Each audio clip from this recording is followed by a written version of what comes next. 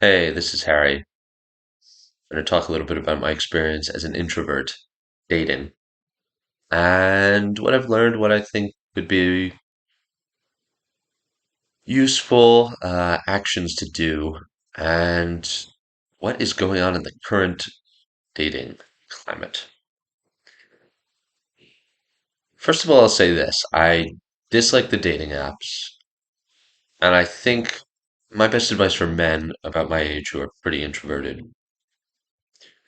find things you like to do and join clubs, whether that's, playing tennis or running or going to see movies or coding or playing frisbee or going to art museums or whatever it is, whether you're sporty or tech obsessed or artsy or whatever.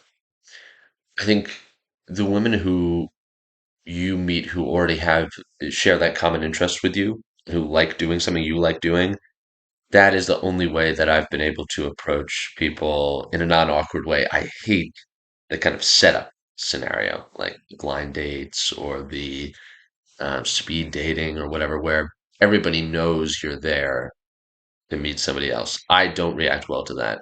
And I know others do, and they want that kind of clarity about everybody's here for a purpose. I don't like that. It's also just not romantic. Um, you know, it feels like shopping.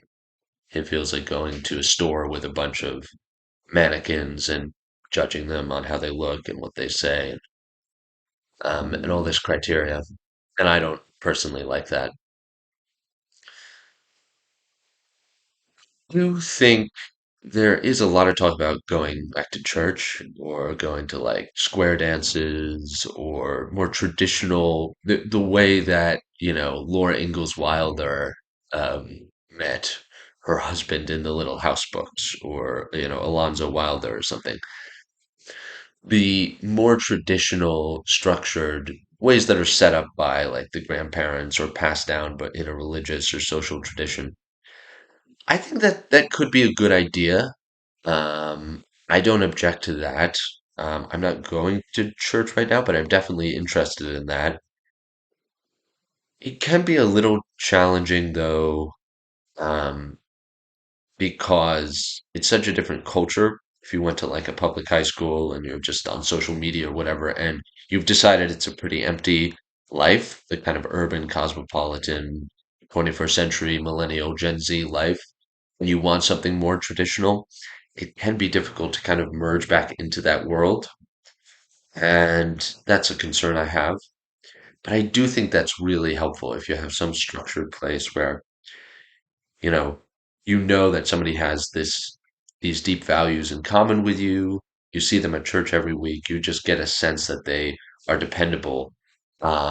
You'll meet their family first off, right? Not meet them in some city and then um, negotiate sort of your relationship with them and then meet their family, a year later and the way that most relationships proceed now. I do actually like the old school way of doing things better. I just have some doubts about whether it's workable for most guys, including myself today. Um, as most people would advise you, make sure the woman you're dating has some self-respect. And, you know, that takes various forms.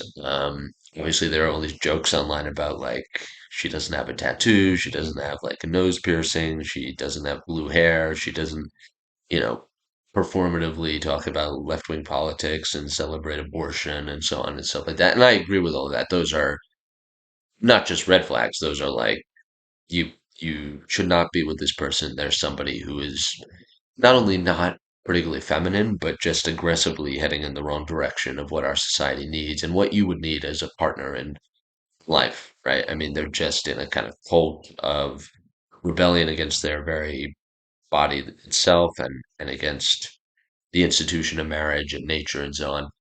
So it's easy to, rule out people like that.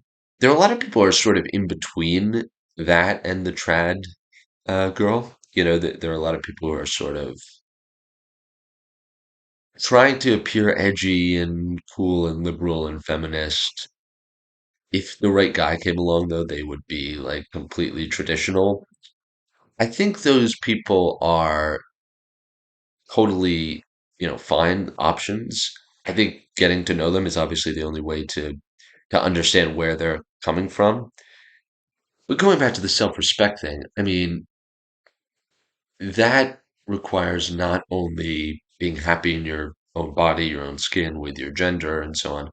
It requires getting being comfortable with criticism, with performing your behavior a little bit as you enter into a relationship with somebody else, right? And self-respecting person will stand up for themselves when somebody else is trying to bend their spine and will change their behavior a little bit when they are trampling on another person or they're sabotaging a relationship that you both really want. And so you have to kind of edge into the relationship and figure out that they're that kind of person.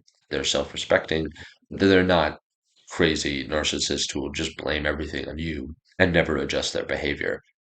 And that's a balance, it's a real balance. But that's once you met somebody. Again, as far as meeting somebody, I would really recommend like running club, playing tennis. Now there's pickleball, of course. Those are things that have worked out well for me. Language exchange. I met a couple of women from Germany, from Spain, and Latin America doing that because I've been taking both German and Spanish lessons and getting, inching towards fluency in both of those languages, though still mostly like beginner, intermediate kind of levels. That's a really good thing to do if you have an interest in those things or in books or movies. Meet people who have that common um, interest. Obviously, kind of underneath all of this, what we're talking about, the reason you probably clicked on this video, the reason I need to, make this video and think about this so deeply is that work is a more difficult place to meet people at this point for our generation, for people under 30. So for younger millennials and Gen Z, not only because of all these kind of new rules and workplace, codes of conduct and all this stuff, but just because a lot of people are working remotely, a lot of people are kind of stressed in their jobs and they don't have time to, hang out together. Yeah, a lot of people just get in, get out of an office or school or wherever they work. And there's not as much time to meet people. I'm going to start working full time in education next year, and I do think I'll probably meet more people there. Um, so work is not a bad place to meet, but obviously it is frowned on in some quarters, and again, you need to advance slowly. So those are some of my thoughts. And as an introvert, I would say you need to display a sense of humor, and I don't do that by, making the loudest jokes or trying to entertain everybody all at once. I do that much more by kind of, raising my eyebrows and making little witty comments. And I don't really cut people down in my humor, which I think is a good practice, and I would advise you to do as well. But certainly not taking yourself too seriously, showing that you enjoy life with a smile on your face and everything. That's a huge, huge part of being attractive, just being somebody that other people want to be around. So introverts have a tendency to just think a lot, and I have kind of resting, like pondering face, which some people mistake for me being angry or just, disengaged or disgruntled or whatever. And I'm not, I'm just thinking or um, practicing some piece of music in my head or thinking about a book or wondering, what the future is going to look like or whatever. And um, yeah, look for people who don't misinterpret everything you do and who'll give you a chance. So those are some of my pieces of advice, and I need to follow them myself. Curious to hear what you think, especially if you're around my age, about this dating climate or lack thereof of healthy uh, dating. And yeah, I'll be looking out for the comments on this one. See you next time.